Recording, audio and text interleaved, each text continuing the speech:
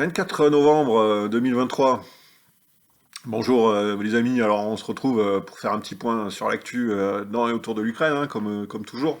Alors bon, désolé si j'ai pas pu faire de vidéo la semaine dernière, j'ai encore je suis vraiment dans le collimateur de YouTube, hein. Je sais pas pourquoi, mais vraiment ils m'en veulent, hein, bon, alors qu'ils m'ont encore mis une sanction, je sais pas pourquoi, bon, ils expliquent pas vraiment les choses.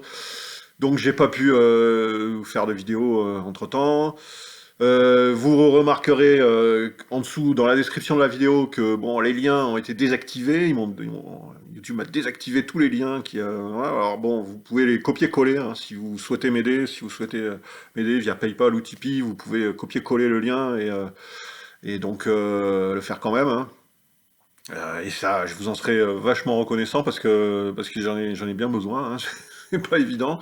Et j'aimerais bien pouvoir améliorer un peu cette chaîne et pouvoir vous proposer un peu plus de contenu et des choses un peu plus travaillées, mais bon, malheureusement, j'ai pas beaucoup de temps, il faut faire bouillir la marmite, hein, c'est pas évident.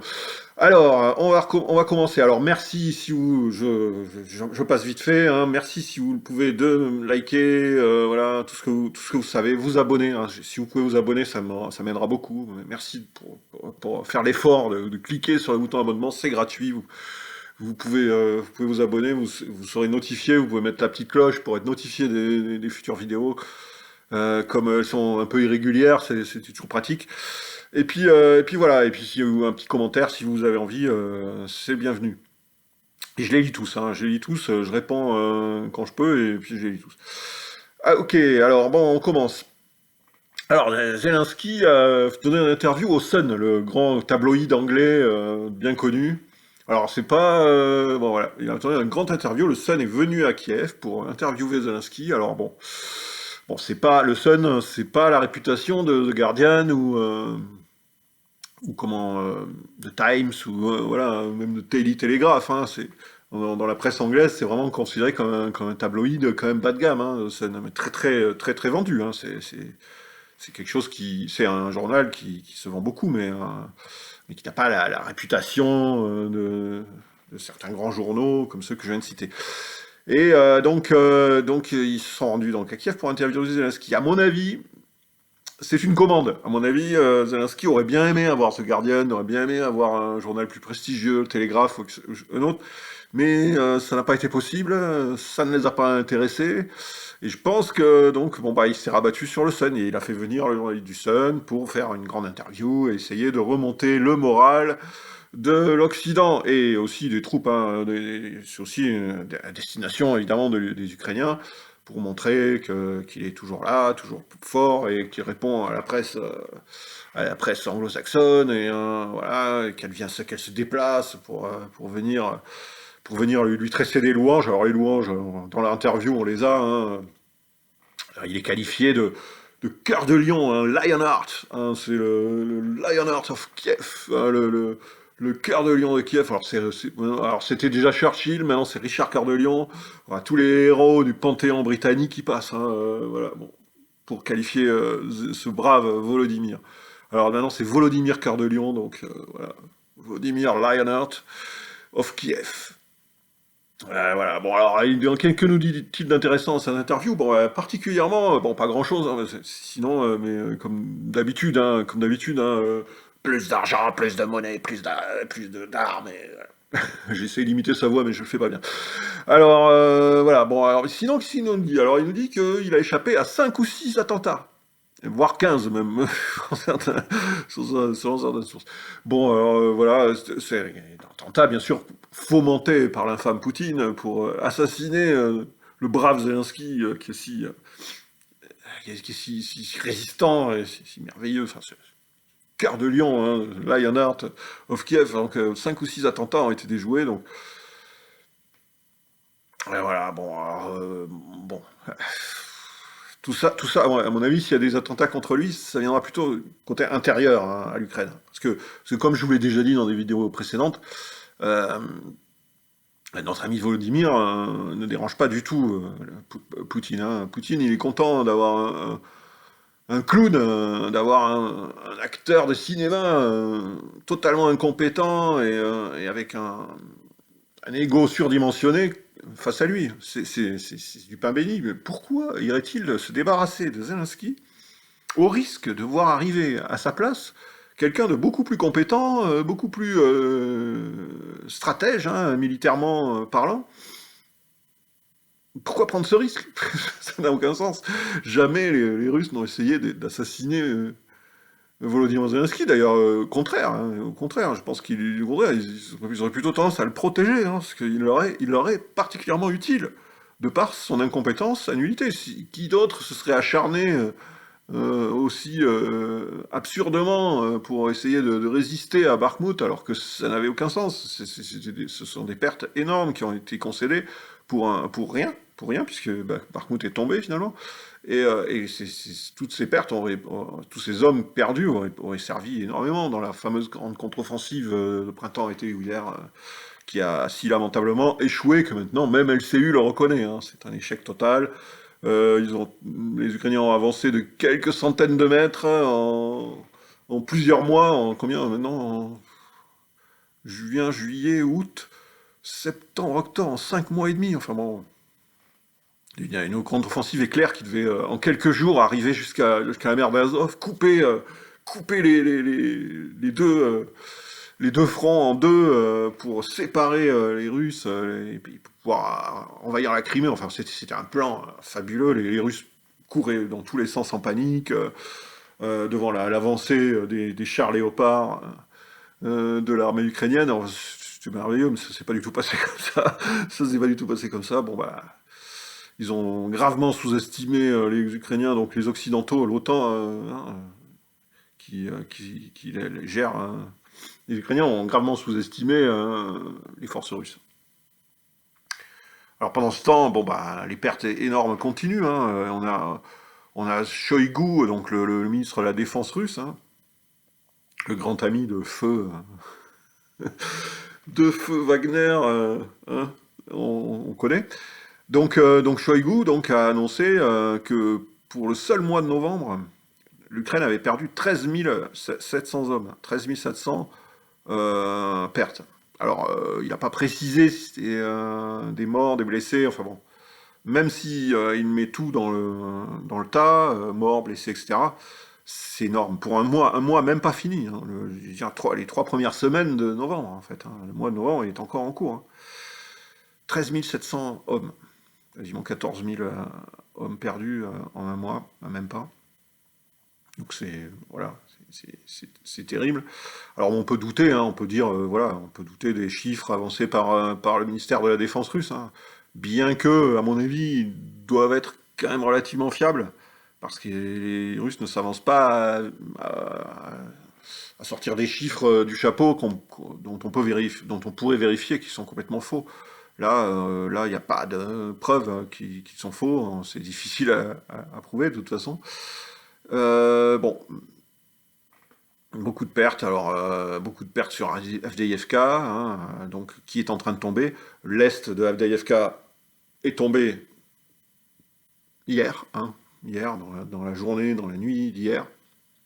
Toute la partie est de la ville, donc c'est une ville qui est proche de Donetsk, hein, c'est une ville de banlieue de Donetsk en fait, qui est tenue donc par les Ukrainiens depuis. J'en ai déjà parlé, mais bon, je le répète pour ceux qui n'ont pas suivi, donc, qui est tenu par les Ukrainiens depuis 8 ans, hein, depuis 2015, hein, depuis le début de ce conflit entre les séparatistes du Donbass et le régime de Kiev. Donc le régime de Kiev occupe cette ville et s'en sert comme base pour bombarder Donetsk, qui est la capitale des séparatistes, hein, des anciens séparatistes qui sont devenus russes, hein, d'ailleurs, maintenant.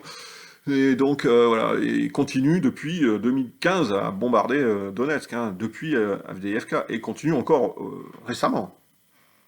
Bon, on entend que ces bombardements ont quand même bien ralenti depuis que les Russes avancent autour de la ville et encerclent petit à petit la ville. Donc il reste encore un couloir d'accès, mais bien maigre et beaucoup moins facile à défendre, enfin beaucoup plus difficile, on va dire, à défendre que celui qui a alimenté Bakhmut, hein, si vous vous souvenez. Donc là, la chute de la FDFK ne saurait tarder d'ici quelques semaines, voire jours, hein, si ça va plus vite. Donc voilà, on en est là, et donc beaucoup de pertes ukrainiennes, ainsi qu'à Kherson. Voilà. Alors, Kherson, les Ukrainiens traversent avec des barges en pneumatique, traversent donc le Dniepr, hein, qui est assez large, hein, à cet endroit-là. D'autant plus depuis que le barrage avait été endommagé. Bon, on sait que les eaux ont reflué, etc. Mais bon, elle reste quand même pas mal marécageuse cette zone. Donc des centaines de soldats ukrainiens passent donc le Dniepr sur des barges flottantes, sur des barges, des canaux pneumatiques, etc. Pour venir s'installer sur la rive donc est, qui est censée être occupée par les Russes, où les Russes ont reculé, les laissent venir, et puis les, les matraquent tant qu'ils peuvent. Donc là, lourde perte. Alors, on ne sait pas vraiment quel est l'objectif, hein, pour les Ukrainiens. Bon, voilà, à part afficher dans les médias une victoire hypothétique, voilà, bon, c'est ce qu'ils font d'ailleurs, hein, LCI, etc., parlent de petites victoires ukrainiennes. Les Ukrainiens ont réussi à prendre pied sur la rive est du Dniepr. Ça sert pas à grand chose, si ce n'est à avoir beaucoup de pertes, hein. Les Russes ne cherchent pas à les combattre au corps à corps, hein. Ils se rabattent sur l'artillerie et puis bombardent là où les Ukrainiens ont pris pied, et font subir des dommages à l'armée du régime de Kiev. Donc, dont on voit pas vraiment qu'est-ce qu'elle va faire avec bon, bah, voilà, 400, 500 hommes sur la rive est qui seraient passés, voilà, sur la rive est du Dniepr. Qu'est-ce qu'ils vont faire? Bon, ils vont pas lancer un assaut à quelques centaines sur les forces russes. Ça n'a pas de sens. Ça, vraiment, pour tenir après, pour tenir comment?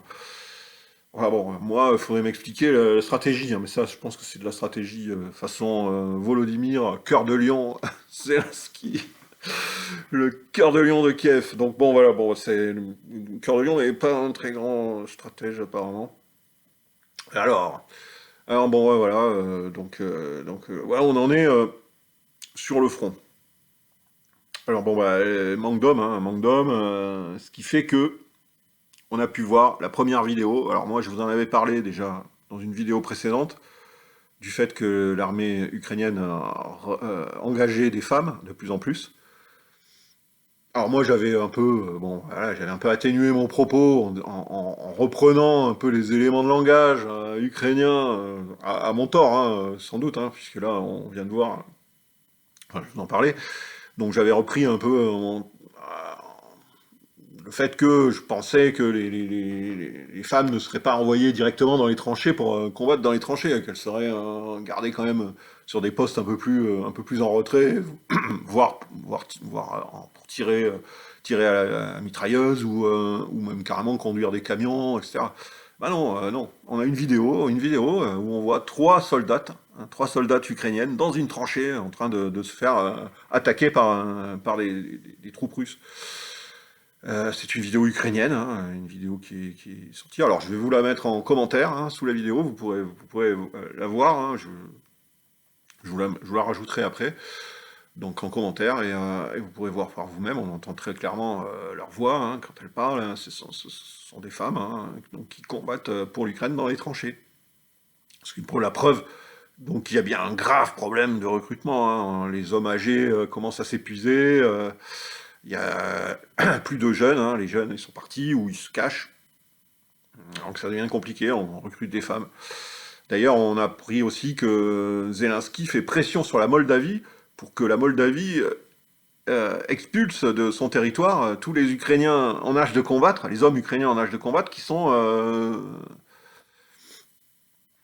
partis se réfugier en Moldavie. Et bon, apparemment la Moldavie résiste. Hein. La Moldavie n'est pas chaude pour extrader les réfugiés ukrainiens, même si ce sont des hommes en âge de combattre. Ce qui est considéré en Ukraine comme âge de combattre, c'est entre 17 en gros et 70 ans. Hein. Si vous avez entre 17 et 70 ans et que vous êtes un homme, en Ukraine, c'est bon, vous êtes en âge de combattre. Et même maintenant, même si vous êtes une femme, vraiment les femmes, j'ose encore supposer qu'elles sont volontaires, celles qu'on voit dans dans la tranchée de la vidéo que je vous ai proposée en dessous dans le commentaire.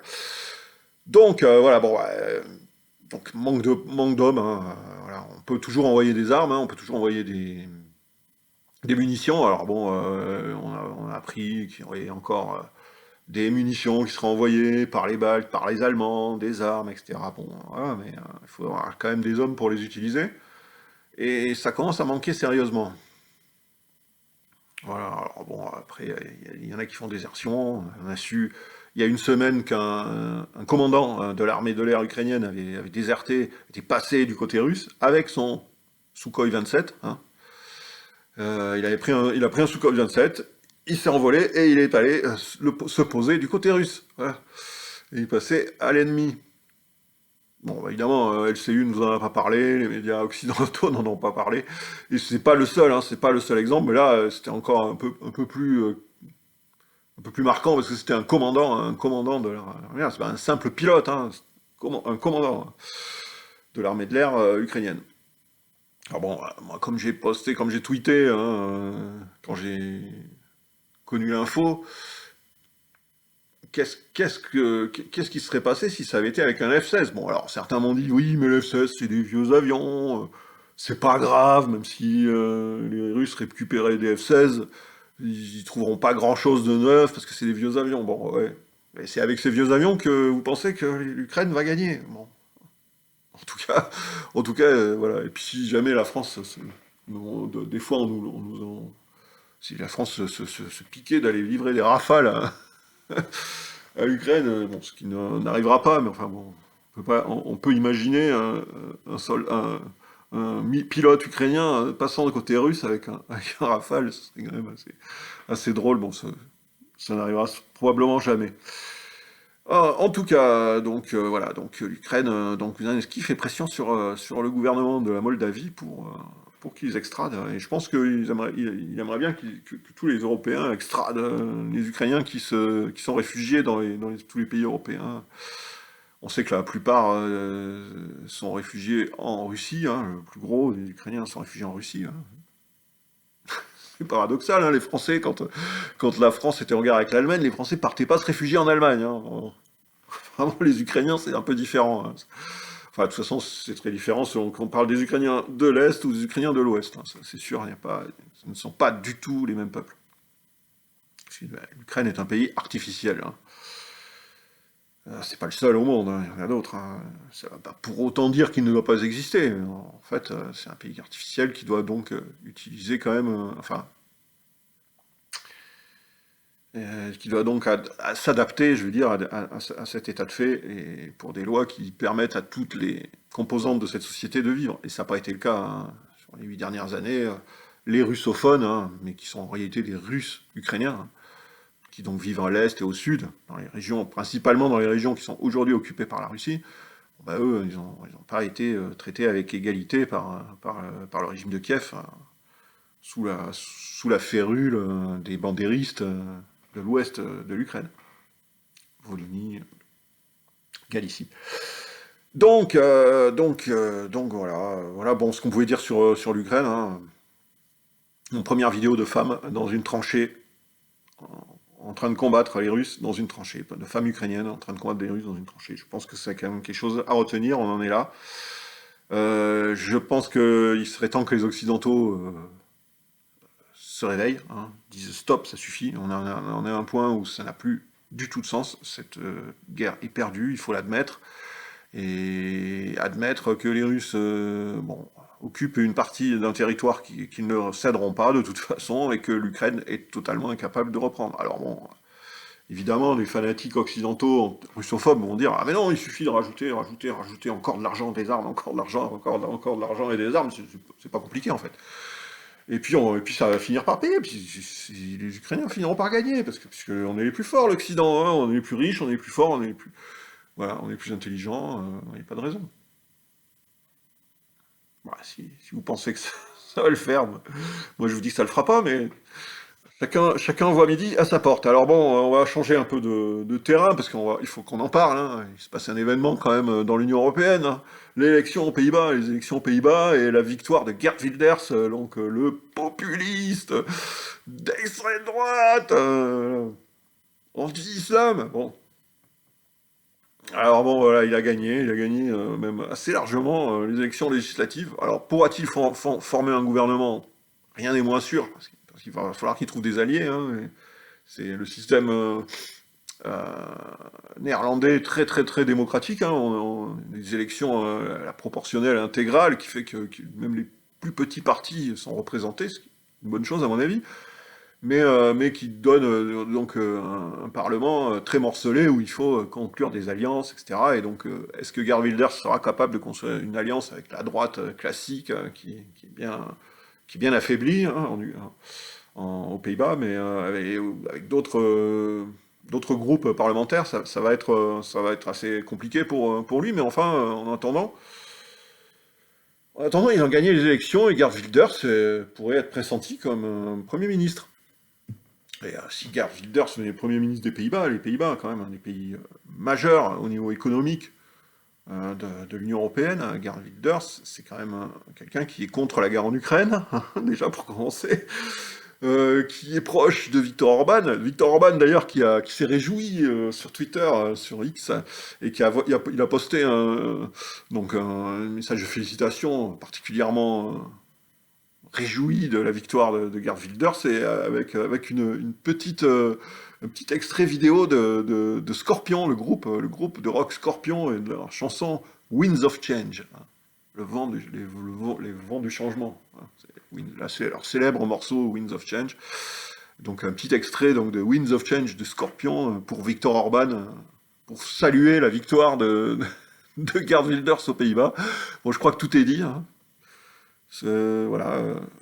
Alors, il avait déjà eu la victoire en Slovaquie de Fico, hein, le nouveau Premier ministre slovaque, hein, alors, Orban qui était isolé, qui se faisait taper dessus à coups de batte de baseball par Ursula Pustula, et puis Charles Michel, et puis tous les européistes, hein, toute la clique européiste, Macron, Scholz et compagnie, hein, il se tapait dessus, hein, les bras raccourcis maintenant, il est plus tout seul, et puis, il prenait les coups tout seul, hein, il y a Fico, et puis bientôt Geert Wilders. Alors ça c'est énorme, hein, parce que là, c'est les Pays-Bas quand même, c'est un des pays fondateurs de l'Union Européenne, c'est une puissance économique, hein, c'est pas la petite Slovaquie, hein, là, c'est quand même, bon, même si c'est un petit pays au niveau géographique, c'est une puissance quand même, les Pays-Bas, économiquement parlant, etc.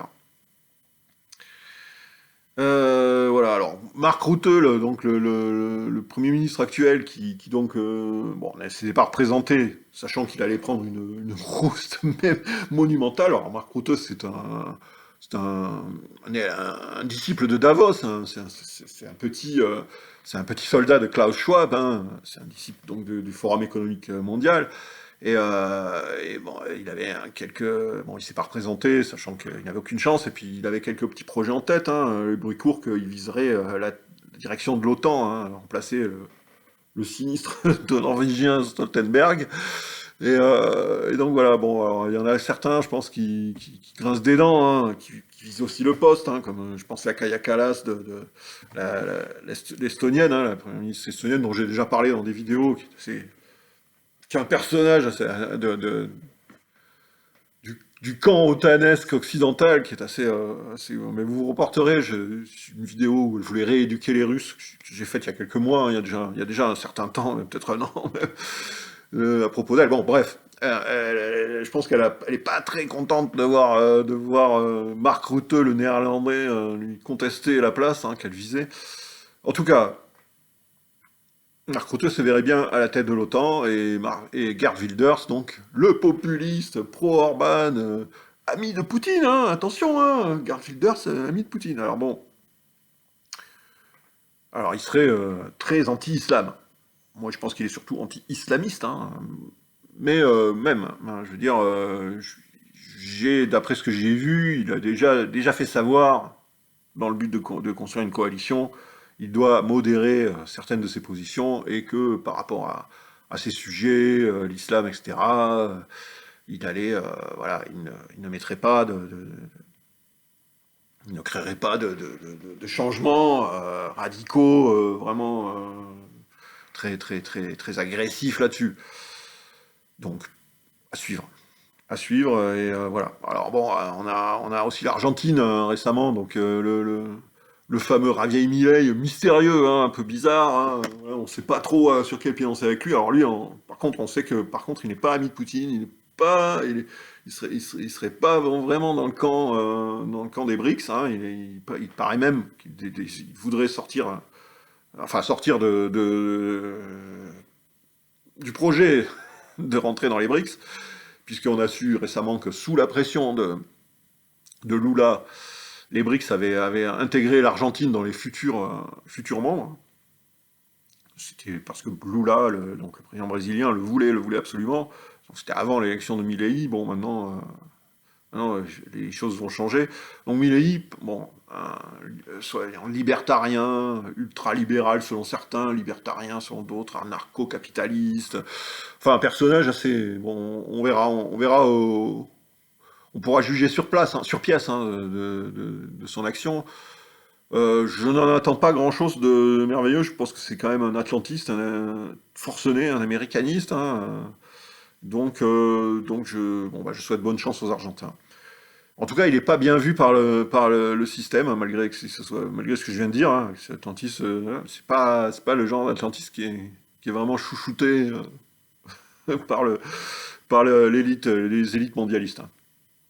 Donc c'est intéressant, on peut voir, on peut essayer de voir ce qui va se passer, mais je n'attends pas de miracle, hein. En tout cas, on voit bien que les médias ne sont pas contents ni de l'élection de Geert Wilders aux Pays-Bas, ni de celle de Javier Milei en Argentine. Alors je pense que là, il y a quand même... c'est un peu la faute de ces deux pays qui n'ont pas quand même su mettre en place un système de vote par correspondance fiable.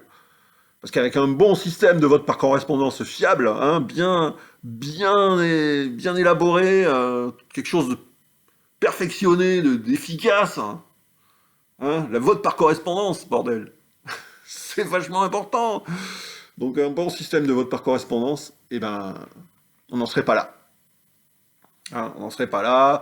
Et donc ni Javier Milei en Argentine, ni Geert Wilders n'auraient pu être élus, hein, avec un bon système de vote par correspondance, comme par exemple dans certaines grandes démocraties, hein, on connaît, hein. Donc à méditer, à méditer. Pour que ça n'arrive plus à l'avenir, je conseille donc à tous les gouvernements mondialistes occidentaux, et à Macron en tête, d'organiser, de légaliser d'abord le vote par correspondance, et de l'organiser de façon efficace. Et ainsi, on évitera ce genre d'avanie populiste, etc., comme ce que vivent actuellement nos amis néerlandais. Bon allez, ça en est presque une demi-heure de vidéo, j'arrête mes, mes divagations, les amis.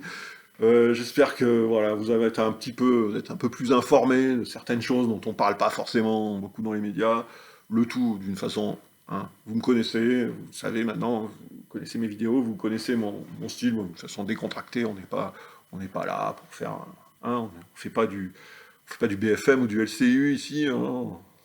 On prend les choses avec un certain détachement, on est entre nous.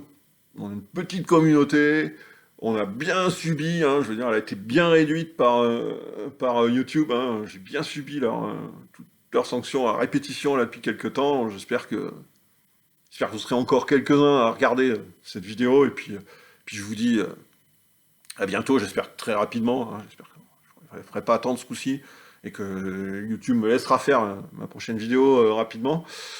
Et puis je vous dis à bientôt, les amis, bonjour chez vous.